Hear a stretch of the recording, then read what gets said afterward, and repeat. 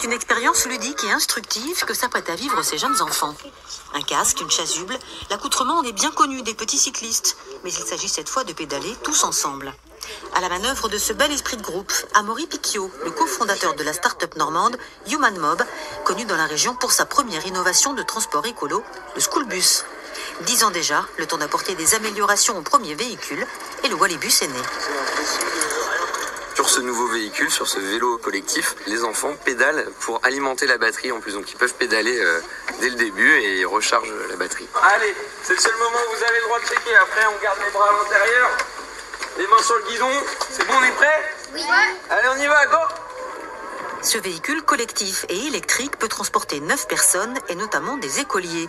Il est conçu pour fonctionner sur de courtes distances, en ville ou à la campagne, et à petite vitesse, pas plus de 19 km/h. Dans la métropole rouennaise, le Wallibus est autorisé sur les voies cyclables. Et on va à droite, les enfants, on met les bras à droite. Mais aussi sur toutes les infrastructures routières. Voilà, bonjour. On est collective, donc c'est mieux. Et on peut faire plein d'aventures, on peut aller où on veut. En urbain, il va être vraiment très très pratique sur les transports scolaires et les très courtes distances pour créer des groupes et emmener des scolaires à la piscine, au théâtre, sur des activités du quotidien. Il va éliminer des voitures aux abords des écoles.